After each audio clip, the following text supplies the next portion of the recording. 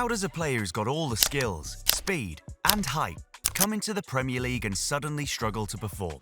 That's the story of Savinho right now.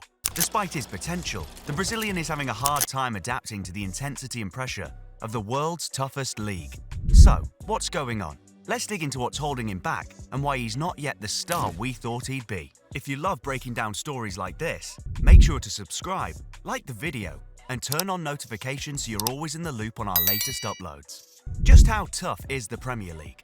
Tough enough that some of the world's top players come here and still can't make it.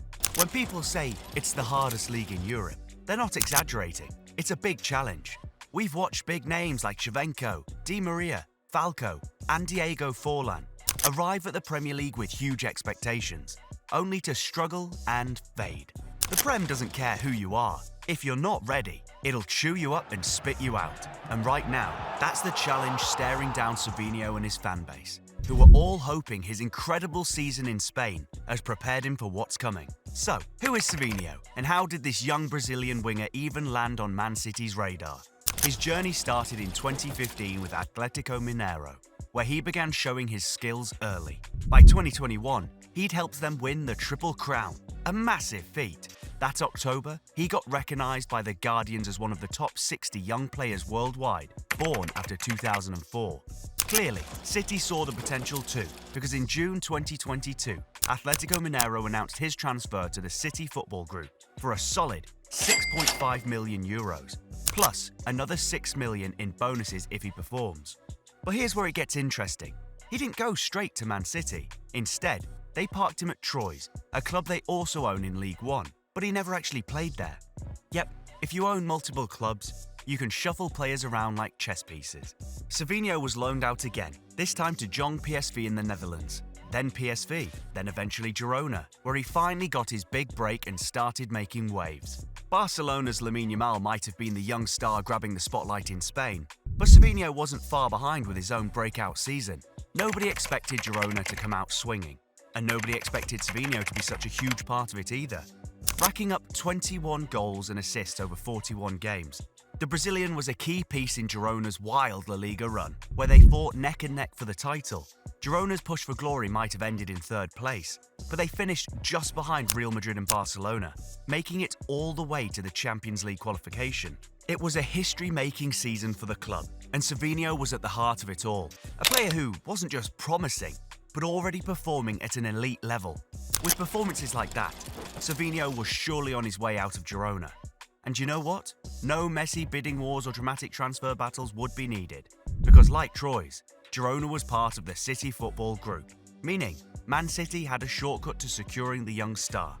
Just when it looked like City was having a quiet summer transfer window, they dropped the news. Savinho was officially their first signing. For fans who stick mainly to Premier League news, this might have raised some eyebrows. Who is this kid City has just picked up? But what they didn't realise was that Savinho wasn't just any signing. He'd just come off one of the most exciting debut seasons La Liga has seen in years. Savinho was stepping into a Manchester City squad that had just seen some big departures, with names like Cancelo, Calvin Phillips, and Sergio Gomez. But the real shocker was Julian Alvarez. The Argentine, who was one of the club's brightest young talents, had been transferred to Atletico Madrid. City fans had mixed emotions about letting him go. He was an undeniable talent, but with him out of the picture, all eyes quickly shifted to Savinho. Despite being a different type of player, he suddenly became the fresh focus of fans' expectations. Savinho was to bring something unique to City's attack. As a right winger with explosive pace and sharp dribbling, he's quick to challenge defenders and weave his way out of dangerous areas. His competition in this Man City side included Jeremy Doku, Phil Foden, and Jack Grealish. But what gives him an edge in Pep Guardiola's eyes is his versatility. Guardiola constantly praised Savinho's ability to play on either wing, allowing him to swap sides opposite Doku. So it wasn't surprising when Savinho made his full City debut against Chelsea on the left, with Doku taking the right.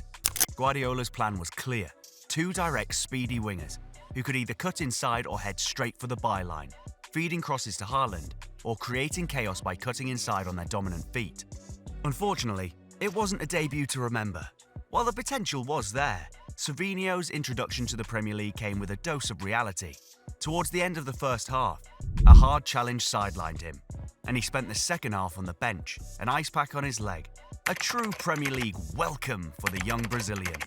Since that Chelsea debut, it's been 12 games across all competitions, and Savinho still hasn't found the back of the net. Every match the same story plays out. He's clearly got the drive, but he's struggling to find his rhythm in City's system. This is a team that thrives on quick passes, possession, and collective playmaking. No one is the star, and everyone's expected to keep the ball moving. With Savinho, it's like he wants to prove himself, and he's often trying to dribble past defenders and holding onto the ball a bit longer than the City style usually allows. It's not that he's selfish, it's that he's used to being the guy who takes things into his own hands. The problem is, in the Premier League's high-speed environment, that approach has left him vulnerable. Several times now, he's been caught trying to outmaneuver defenders, only to have the ball stripped away. Then there's the role adjustment. At Girona, Savinho wasn't just another winger, he was super important to the team's entire attack. Although he started as a right winger, where he could cut inside with his favoured left foot, Girona shifted him to the left side and gave him freedom to drift centrally, combine with his teammates and get into dangerous spaces. This made him a creative force, an associative winger who could pop up almost anywhere in the final third. Savinho was Girona's go-to outlet for pushing forward. His unique dual role as both a playmaker and an aggressive attacker added a level of versatility that kept their offense unpredictable.